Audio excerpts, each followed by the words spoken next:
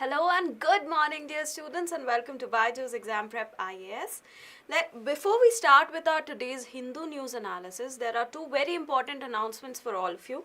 First, as you all know, that after this analysis ends, you can head on to our Telegram channel for a short quiz that has been prepared for you on the Hindu news analysis of that day. Apart from that, this is another very big news for all of you aspirants. We are providing a free trial access to all the aspirants for 3 days, where you will be able to access all our recorded lectures, you'll be able to access and attend our live classes, as well as take part in the subject-wise quizzes that are provided by us. So you can click the link in the description, in the video description, and you can access this free trial that will be available to you for 3 days. Now let us take a look at the various topics that we'll be covering in today's session. The first topic is regarding India and US relations. Our Prime Minister Shri Narendra Modi, as well as the US President Mr. Biden, they welcomed the progress in the defense ties between the both countries. We'll take a look at what all has been the outcome of this 50-minute meeting between the two heads of the state. We'll also take a look, apart from this article, we'll also take a look at what are the benefits that India is accruing because of its good and better relations with USA in the recent years. The second article is regarding another topic, another very burning topic that has been in news regarding how parental custody of many Indian parents, it has been cancelled by many of the foreign nations like Norway. Like recently, a case is ongoing in Germany. There was a case in USA as well. So we'll take a look at how these Indian children and these families are getting affected, and are there any possible solutions to this issue. Next, we come to the Prelims Bytes section. Here the first article is regarding Rajasthan's social security bills. Now, two social security related bills, they were introduced and passed by the Legislative Assembly of Rajasthan in July 2023. Now, both these bills, they are awaiting the assent of the governor before they become an act, and many NGOs, they are asking the governor to give this assent as soon as possible for the betterment of a huge chunk of population in the state. The second article is regarding how China, it is causing problems again in South China Sea with Philippines. Another article is regarding how China is trying to increase its ties or deepen its ties with Indonesia. The third article is about I-CRR. You know about cash reserve ratio? There is something known as incremental cash reserve ratio, which was introduced by the RBI in May.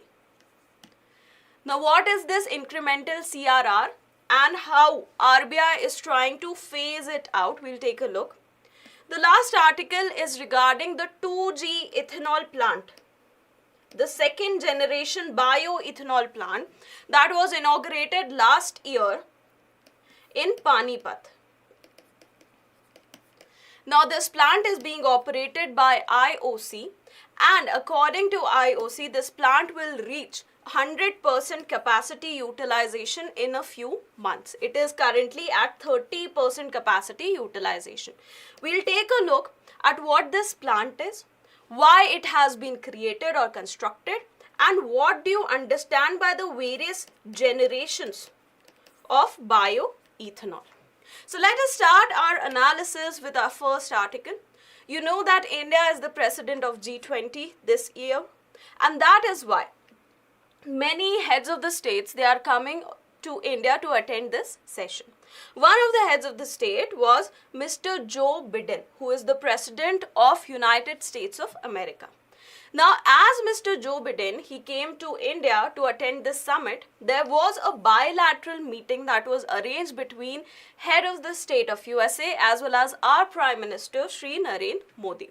So, what all was discussed in this particular meeting that went on for approximately 50 minutes? See, first, the letter of request from Ministry of Defence of India to procure 31 General Atomics. What is General Atomics?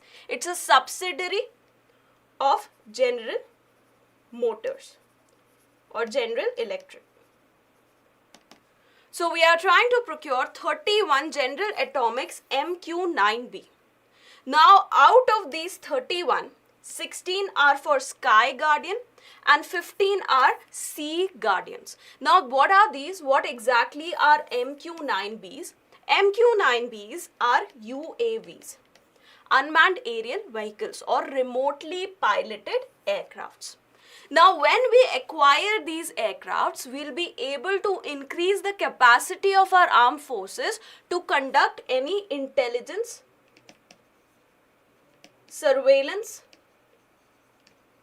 and reconnaissance activities. Okay, so this will be the benefit of us acquiring these MQ-9B UAVs. Second, India welcomed the US Congress's assent to a commercial agreement between two entities. One of these entities is in USA. The second entity is in India. Now you all know that India is trying to push Make in India for the defense sector. Right? We are trying to push this. So under this, one US entity, that is GE Aerospace, General Electric Aerospace and Hindustan Aeronautics Limited, which is located where? In Bangalore. They want to come together to manufacture F414 jet engines within India. So they will be constructed, they will be manufactured within India. So for this, there is an assent required of the US Congress, which has been given by the US Congress, and we can now move forward with this particular agreement. Next, both the parties, they appreciated that how both the parties, they came together and they were able to settle 7 pending disputes between the two countries in the World Trade Organization. Okay, so 6 of these disputes, they were resolved in June 2023, and the last pending dispute, which was related to export by USA to India of poultry. Now what had happened is that in 2012, USA, it went to World Trade Organization saying that India's ban on US poultry imports, it is not correct. It is wrong. It violates the principle of WTO. India had placed this ban because we were fearing an outbreak of avian flu. So what eventually happened is that, you know that in WTO, disputes are resolved in a particular manner. First, there is a panel that helps in resolving the dispute. It gives a decision. Now, this decision can be contested where? In an appellate board. So, what happened here is that once USA, it filed this dispute in 2012, India lost the case both at the panel level as well as at the appellate level. However, India was not able to fulfill the commitments that were given according to these decisions. So, USA had asked for some amount of compensation. So, since then, both the parties, they were trying to come to a median point in order to resolve the issue. Eventually, recently, this particular problem, it has been solved. Now, why this becomes very important for us? Because already USA, USA has been blocking the appointment of members to the appellate board of WTO. So in the future, if there are any kind of disputes between various countries, various members of WTO, they do not have the appellate board anymore, where the decisions of the panels, they can be contested, right? So if India and USA, just taking a case of India and USA, they are able to resolve the problems outside WTO. In future also, we are hoping that these resolutions, they will be done outside WTO, World Trade Organization, so that we do not have to go through this process, because we will not be able to appeal the decisions of the panel. Okay, so this makes this particular thing also very important for us. The next, both the sides, they have recommitted India's emergence as a hub for maintenance and repair of US Navy assets. Now, very recently, Indian company L&T, it went under two agreements known as Agreement of Master Ship Agreements. So under these agreements, which were signed with US Navy, the L&T, the Indian entity L&T, it was able to provide maintenance and repair services to US Navy. So this has already been done 3 times. These services have already been provided by L&T to US Navy 3 times. Apart from this, another Indian entity known as Mazagon Docks Shipbuilders Limited, which is located in Mumbai, they have also undergone a similar agreement with US Navy. Apart from this, US and US companies, they have also given assurance to India to support its emergence as a maintenance and repair station even for the Air Force, even for the aircrafts of USA. So this will immensely help India in building its brand as a maintenance and repair headquarter of the world. This will definitely help in improving our economy, and in the long run, it will help in enhancing our defense capacities. We will learn how to repair these things. While repair, we'll also learn what all components are involved in these machines, and we'll be able to construct such machines for ourselves in the future if we have proper agreements with the US government. Also, there has been talks of space cooperation between India and USA. Right? Recently, India also entered what? The Artemis Accord, that is led by USA. Right? Artemis is a mission where USA will send men back to the moon once again. Right? So India and USA, they are trying to increase their space cooperation, and under this, both the parties, they greatly welcomed an effort towards establishment of a working group for commercial space collaboration between India and USA. This working group will be situated under the existing India-US Civil Space Joint Working Group. Now this working group, it was established back in the year 2005 to improve space collaboration between India and USA. So under this group, commercial collaboration, space collaboration will also come now. We have developed a working group for commercial collaboration, and this comes at a very opportune time for India, when India has released its Indian space policy to increase the amount of involvement of private sector in India's space program. Okay. Apart from this, ISRO and NASA, they are also planning to send a collaborative mission to the International Space Station by the year 2024. NASA and ISRO are also trying to come into a collaboration for the Indian manned space mission, that is the Gaganyaan mission, by the end of the year 2023. Apart from this, what are the planned future negotiations that will be held between India and USA? First, India is trying very hard to invite Quad heads, the heads of the state of the Quad members. What are the Quad members apart from India? We have USA, we have Japan, and we have Australia. So we are planning that we'll have the heads of the state of Quad members as our invitees for our Republic Day parade. You know that during our Republic Day parade, we always invite a foreign dignitary as a special guest. We want that this time it should be heads of state of all the Quad members. If not that, at least US President,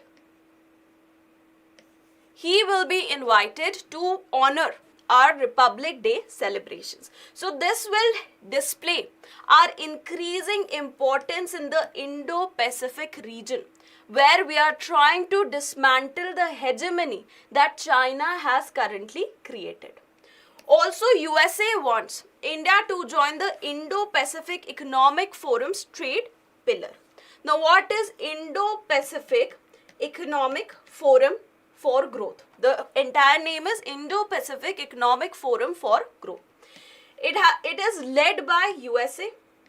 It was established in the year 2022.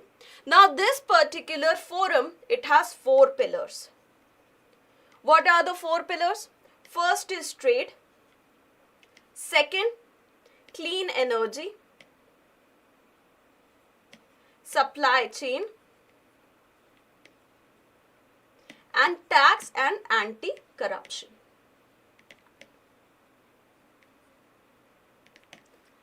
So many countries, they have come together to join IPEF and its 4 pillars. Now, joining these pillars, it is not mandatory. Every country has the freedom to pick and choose the pillars that they want to join. India has joined these 3. But India is yet to make a decision on joining the trade pillar because of the sensitive nature of the sectors involved under the trade pillar, like labor, like environment, and so on, right? So India has not currently made a decision for that, but USA wants India to join it.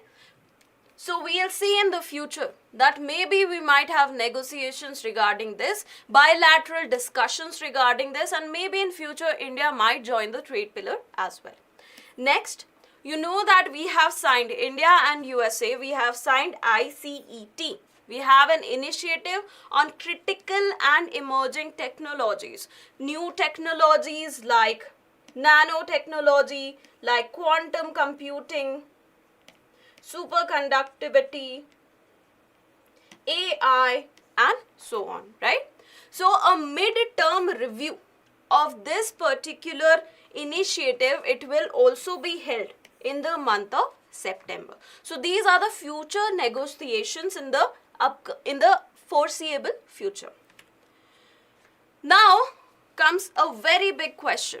How these good relations of India with USA will be helpful for India, right? So first, one of the biggest benefits that India accrues out of this very good relation between India and USA in the past few years is that we will have better negotiating powers against China. We'll have US support in the Indo-Pacific region, which will improve our negotiating powers with China. Second, India has, because of this good relations, India has received a lot of waivers at an international level. The civil nuclear deal eventually culminated in what? The NSG waiver, Nuclear Suppliers Group waiver to India. We got trade waivers to trade with Russia during the Russia-Ukraine crisis. Even we were able to trade with Iran during the Trump administration when there were high tensions between USA and Iran. Moreover, there are a lot of defense and security cooperations that have come into being between India and USA.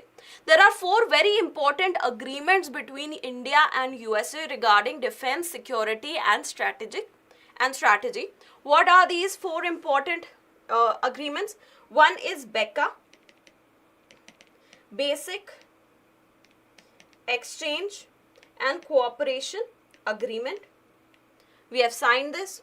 Second one is GSOMIA, that is General Security of Military Information Agreement. Next we have LEMOA, Logistics Exchange Memorandum of Agreement, and last we have COMCASA, Communication Compatibility and Security Agreement. We have these 4 agreements with USA which greatly enhances our interoperability with USA in regards to defense, right?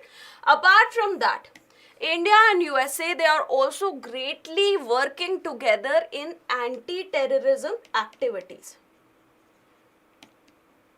Both the countries, they have experienced the problems associated with terrorism. Both of them, they are coming together at the international forums for against terrorism as an activity. Moreover, we have further increased our cooperation in fields of science, technology and innovation.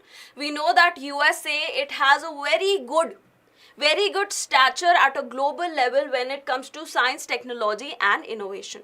Our collaborations with USA will definitely help us in improving our stature as well, right? So we have various agreements with regards to space. As I stated, we have signed what? Artemis Accord.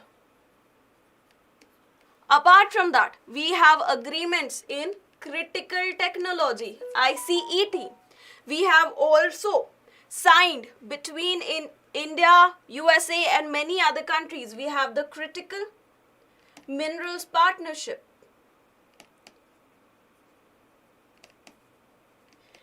So we are working together on a lot of science related fields in order to enhance both our knowledge. Next, India stands at multilateral forum. United States, it has committed to support India's status as permanent member of United Nations Security Council as and when this comes to vote. Apart from that, USA has also supported the temporary membership of India as a UNSC member in 2028-29.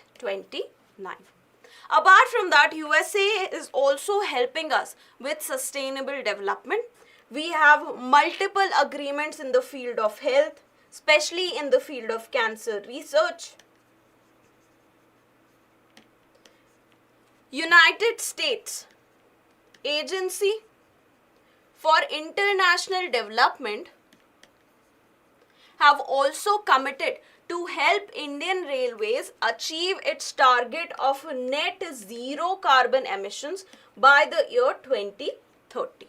So these are the few benefits that India will receive because of its good relations with USA. What will be the benefits that USA will receive?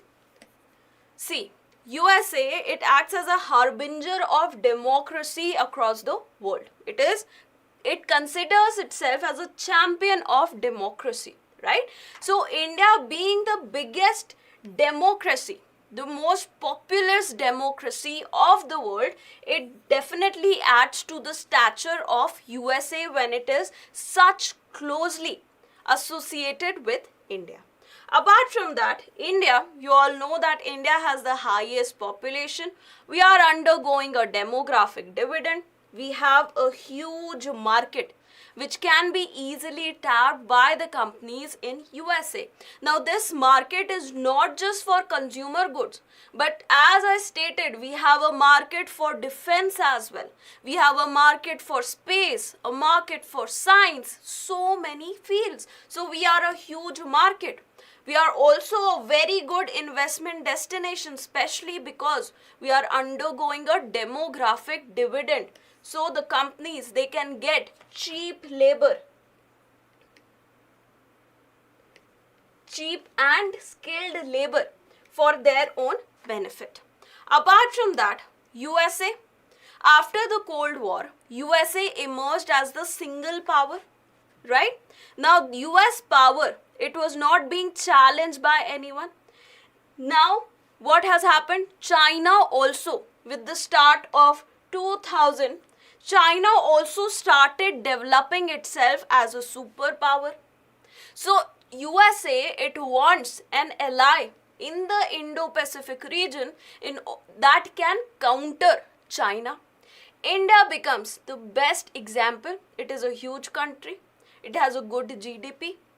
It has a huge population, demographic dividend. Japan cannot be equivalent to India as a ally in the Indo-Pacific region. Australia cannot be, right?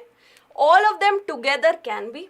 India alone can be, right? So that is why USA, it wants to establish very good relations with India in order to counter the stance of China in this region. Okay, so these are the benefits that USA will get because of this good relation with India. So with that, we come to an end to this particular article.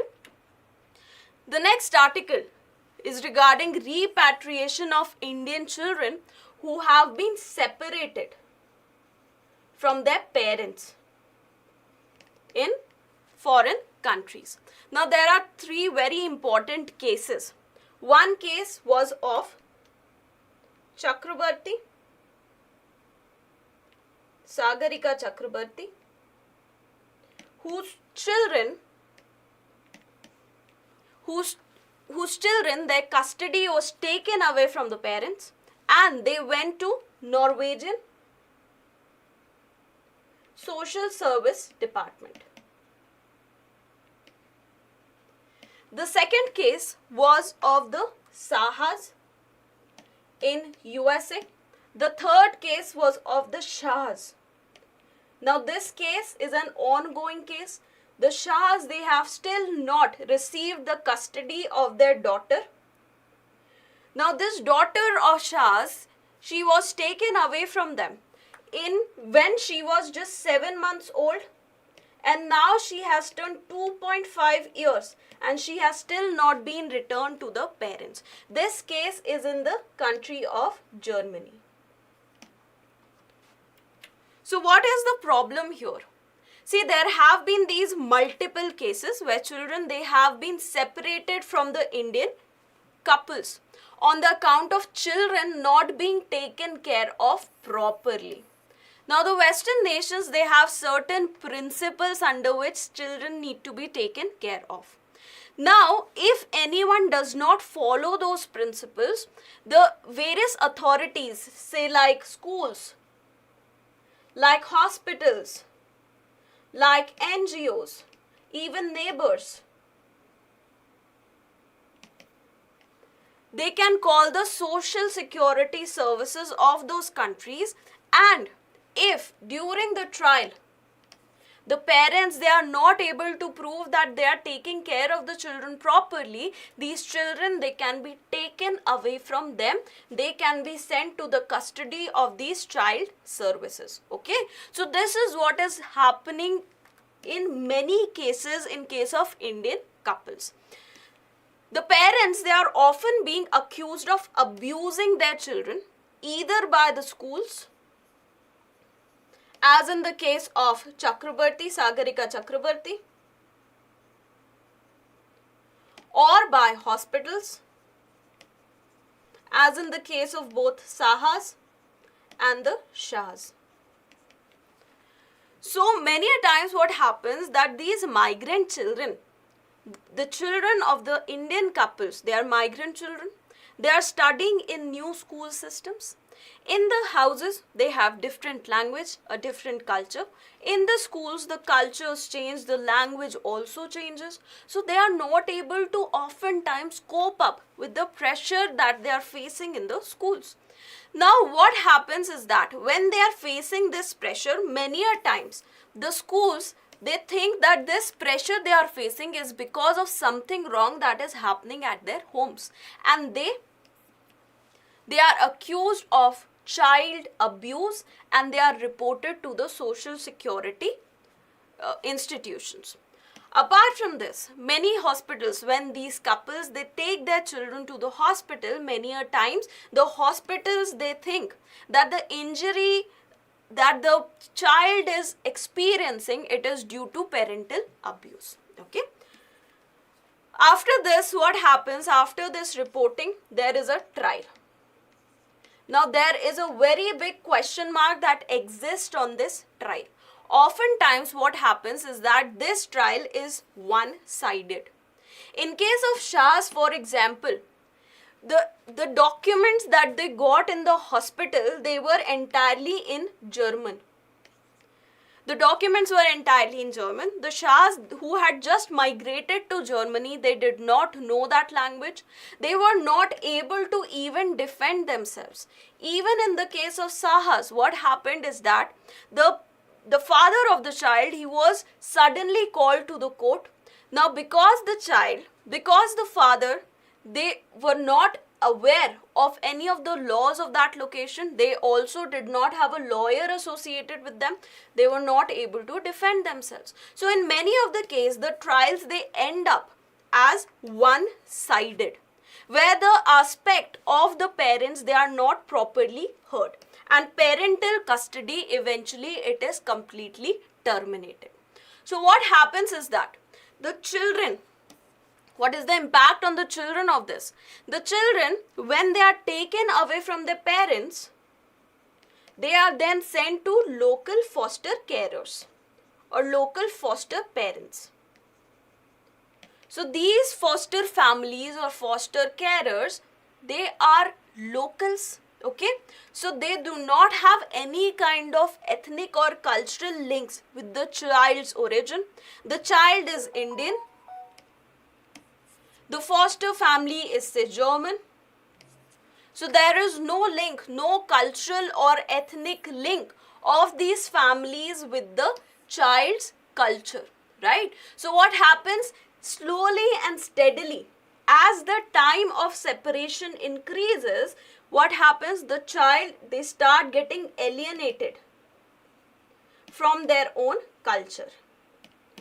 Apart from that, the parental contact of the child with the parents, it is either completely barred or it is allowed only scarcely, that is only 1 hour every few weeks. So again, there is alienation even from the parents.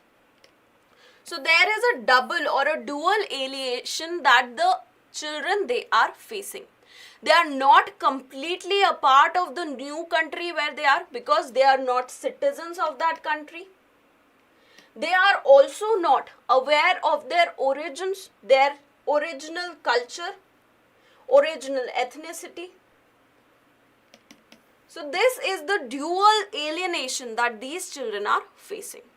Oftentimes what happens in ordinary circumstances, when children in these countries, they are removed from the parental custody, these children, they are allowed to live with their extended families. Right?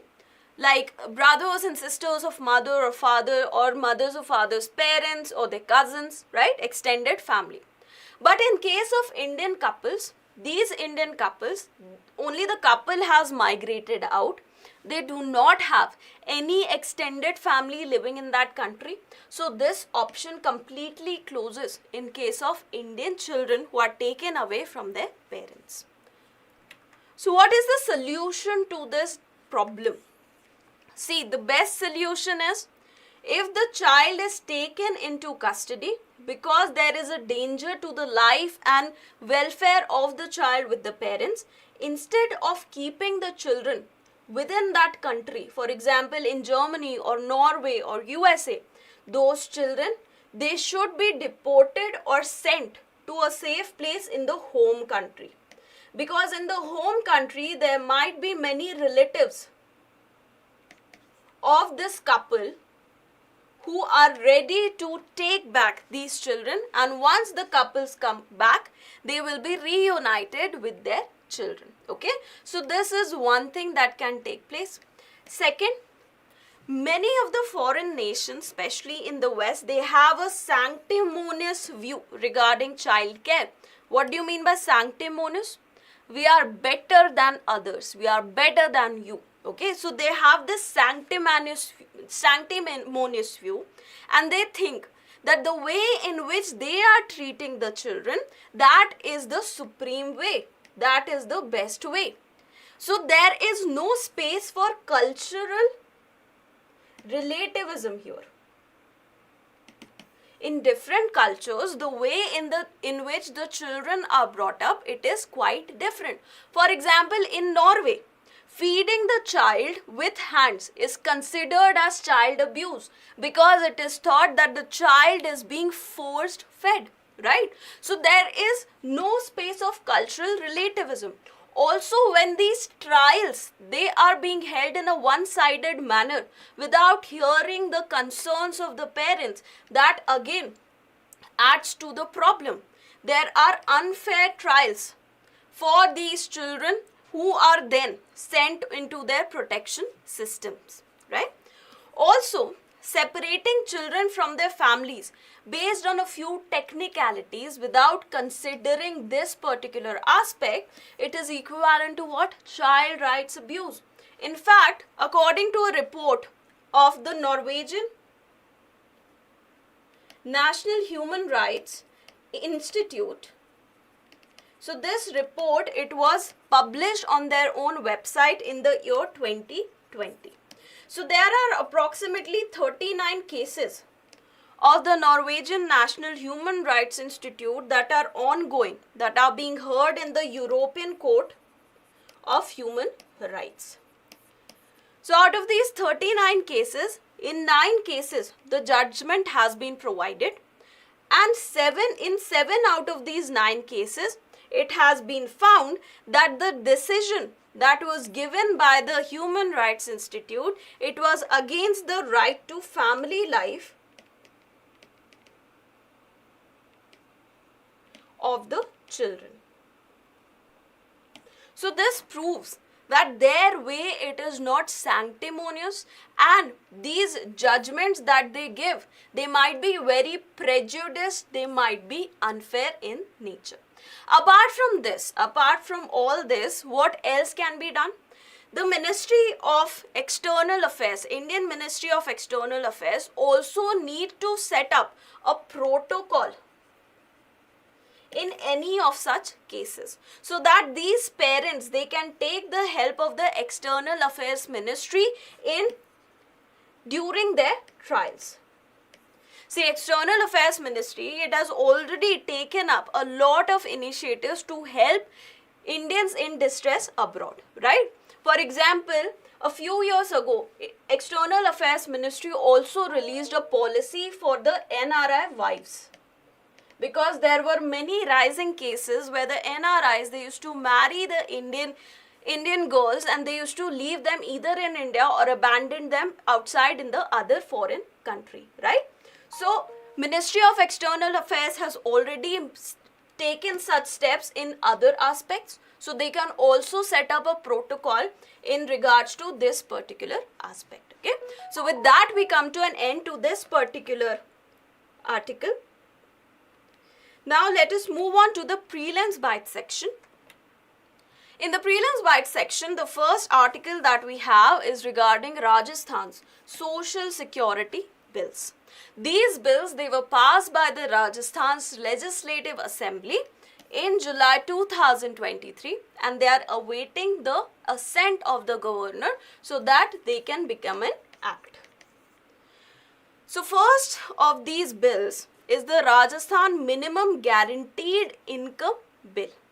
So every family they will be provided a guarantee that they'll get at least some income every year. So Rajasthan with this bill becomes the first state to bring such a law. So this law provides an employment guarantee of 125 days per year to every family. Every family, at least one adult member of that family will get job or work for minimum of 125 days, and they will be paid according to the Manrega rates. So this is 25 days above and beyond the 100 days of the Manrega. Okay. The second aspect is that a minimum pension of 1,000 rupees per month will be provided by the government to the old, disabled people, single women and other people, other vulnerable sections of the society. Also, 1,000 rupees per month, it will receive an increment of 15% per annum. Okay. Once the bill is passed, for 1 year it will go on for 1,000 rupees. Later on there will be a 15% increment, that means increase of 150 rupees. So people will get 1,150 rupees. Next year again an increment of 15%. So it will go on like this. The second act is the Rajasthan Platform-Based Gig Workers Registration and Welfare Bill of 2023. So what are the gig workers? Gig workers like Zomato workers, like Uber workers, like urban company. So the platform, they have these workers which are not formal workers of the company. Okay, they are kind of contractual workers who will get a job based on the number, who will get paid based on the number of deliveries or the works they have undertaken. Deliveries or rides or the works that they have undertaken. So under this particular bill, the bill states that there should be registration of all the gig workers with the state government, so that these gig workers, they can be brought under the labor laws. These gig workers, they'll be provided with a unique ID when they register themselves with the state government.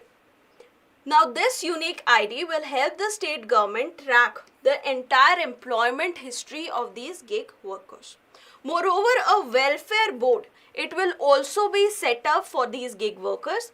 Who will be the members of this welfare board? There will be one member or one representative of the state government. There will be 5 representatives of the gig workers, 5 representatives of these aggregators, these companies, plus 2 other members. One of them will be a member of civil society, and one person who will be experienced in such matters. Okay. Also, it needs to be ensured that 1/3 of the entire membership of this welfare board will be women. So 1/3 of the nominated, not the entire membership, of the nominated members, they will be women.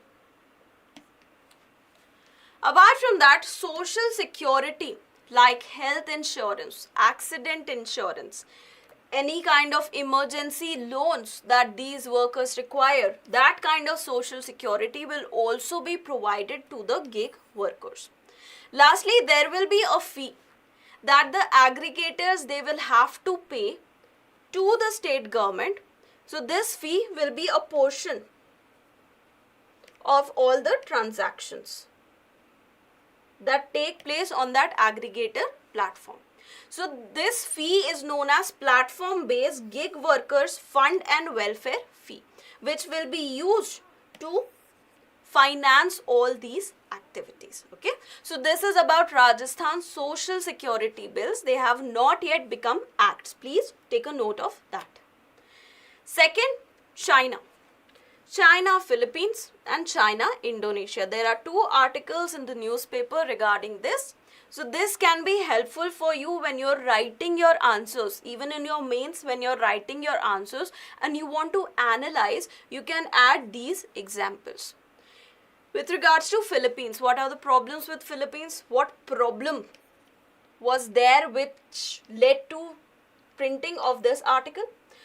Chinese ships, Chinese military ships, they intercepted, and according to Philippines, they also bullied a Filipino supply mission which wanted to supply essentials to a military outpost.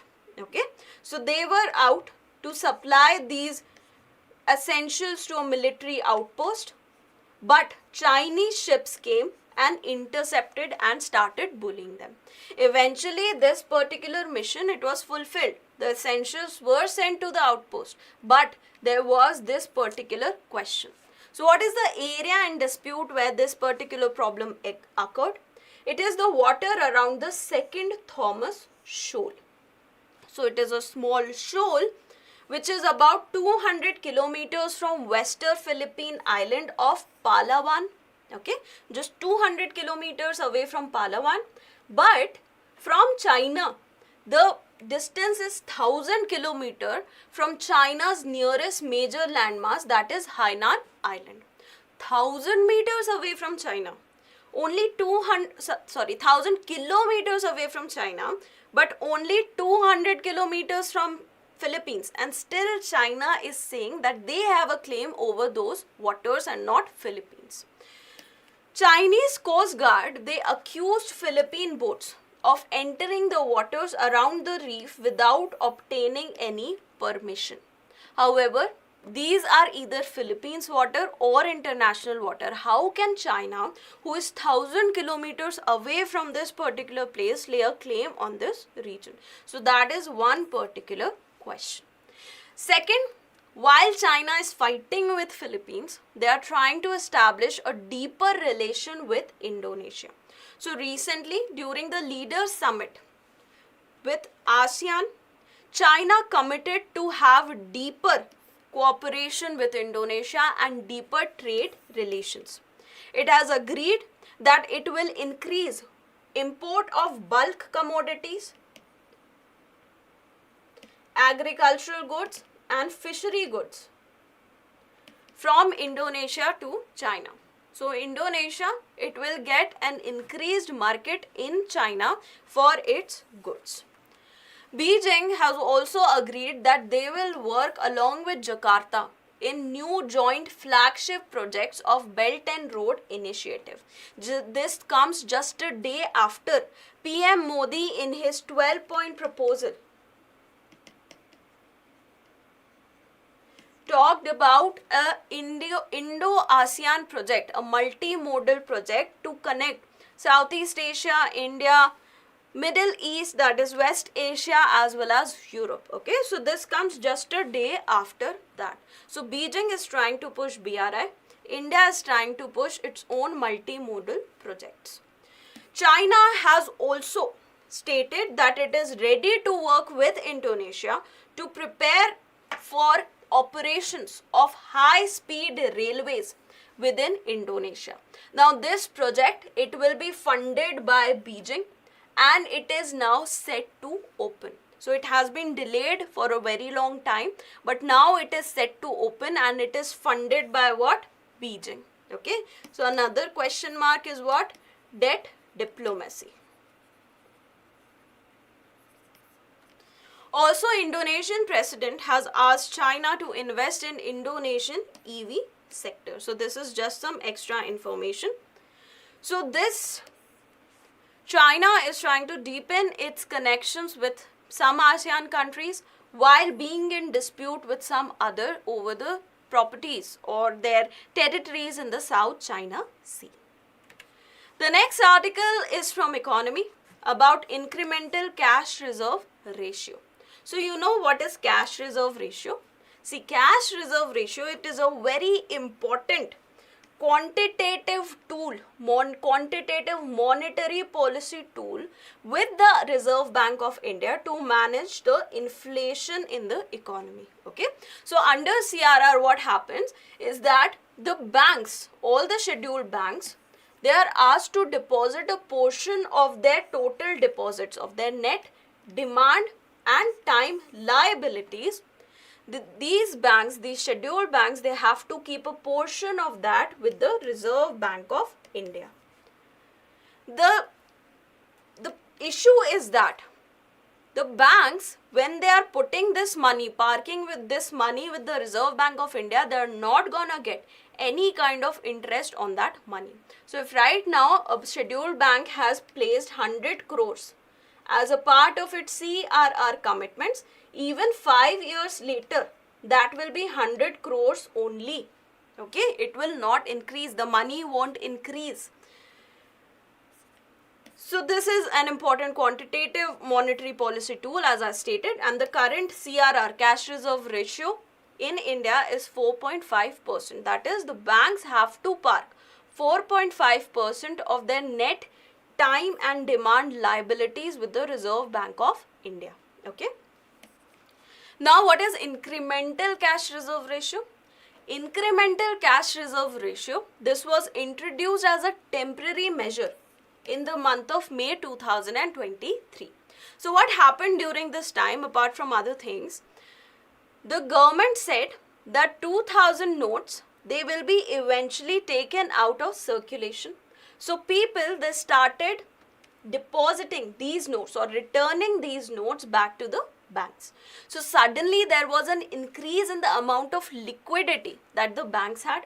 This liquidity, in order to suppress this liquidity so that it does not have any kind of bad effect on the inflation in the economy, the Reserve Bank of India introduced an incremental cash reserve ratio.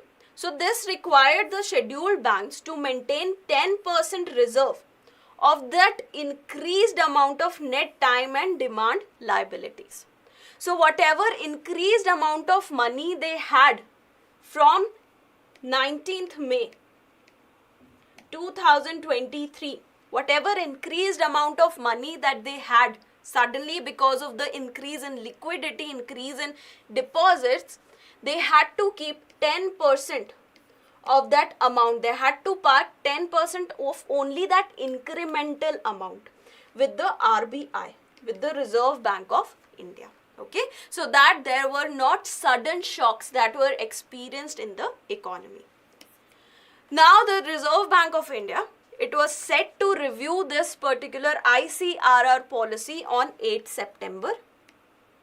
They have reviewed it and they have stated that now this incremental CRR, it will be released in stages. It will not be suddenly released, because sudden release again can cause what? An inflation in the economy.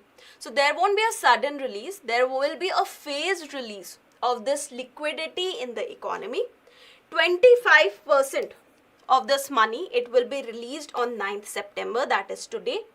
25% on 23rd September and the rest of it on October 7. So if suppose there is 100 crore rupees, 25 crores will be released on 9th September, 25 crores on 23rd September and the rest 50 crores on October 7th. So this is the incremental cash reserve ratio and the latest guideline of RBI regarding the same.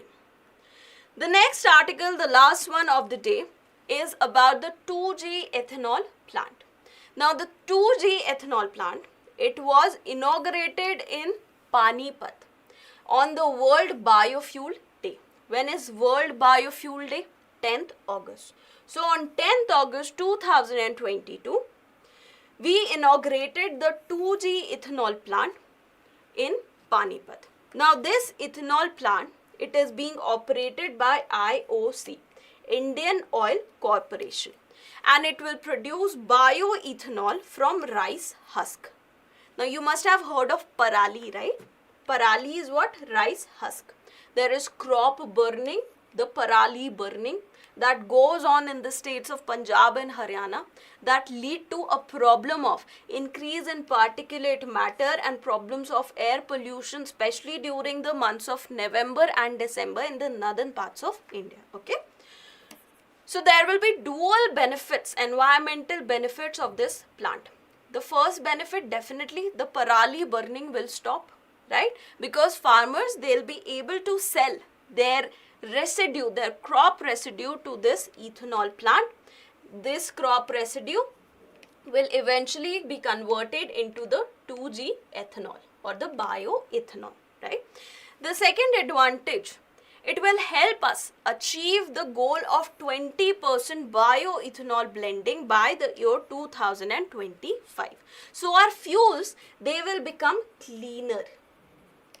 The amount of pollution by ethanol, it is less than the amount of pollution due to petrol.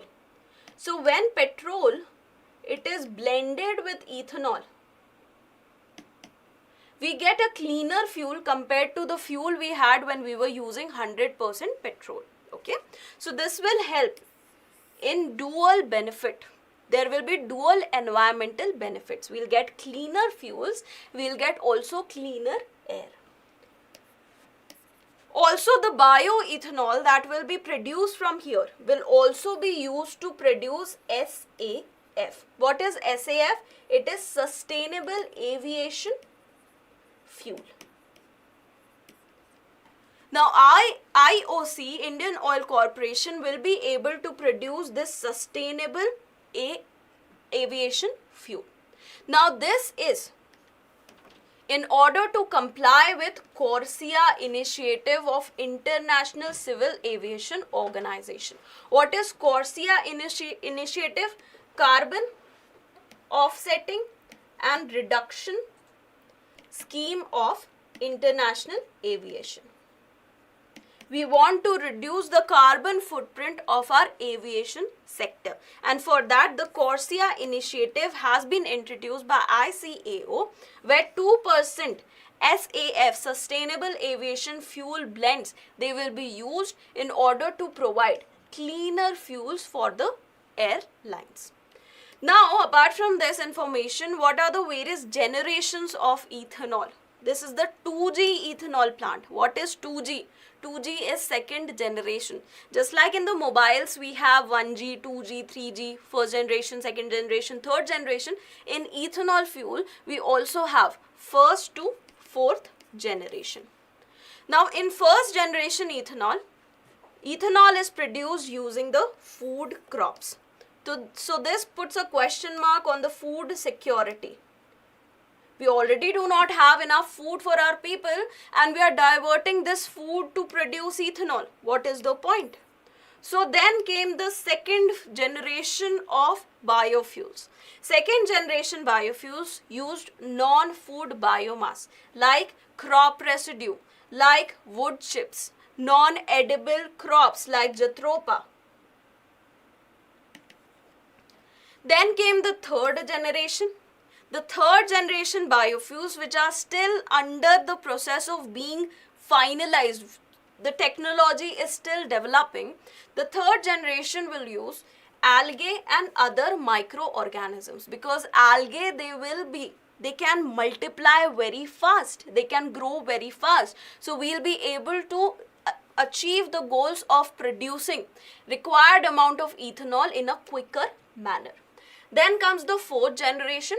The technology is yet to properly develop for the fourth generation biofuels, which will use genetically engineered feedstock in order to improve the quality as well as the quantity of the fuel that will be created out of this feedstock. Okay, so these are the four generations of ethanol and of biofuels, which are based on the sources from which the ethanol is produced. Now we come to the mains practice question section. The first question is, the recent improvement seen in Indo-USA relations is a win-win situation for both the nations. Elaborate. You have 10 marks, 150 words. It has been adequately discussed in this particular session. What are the benefits India will get? What are the benefits that USA will get? You need to provide adequate examples as well when you are trying to write this answer, okay? Second question is, there has been an increase or rise in cases of revoking parental custody of Indian couples in foreign nations. Enumerate the issues associated with this and list some possible solutions. So what are the issues? The issues include the problems that the trials, they are unfair. The children, they are alienated. There is no room for cultural relativism. What are the solutions? The solutions include this. This should be understood by the foreign nations. They should understand that their migrant population, they have certain different cultural aspects associated with them. Other solution, these children, instead of being kept within those countries under the child services, they should be sent back to their country of origin, the country from where their parents are, so that they can be kept with their extended families. Also, the Ministry of External Affairs, it needs to step up, it needs to establish a certain protocol for such cases so that help can be provided during the trials for such parents, okay? So, you need to mention all that information in these answers. So, with that, we come to an end to today's session. I hope you were able to understand all the concepts. Do not forget to head to our Telegram channel for the short quiz that has been prepared for you on this particular session. And also do not forget to click the link in the bio regarding the free trial access. So thank you very much and have a very good day ahead.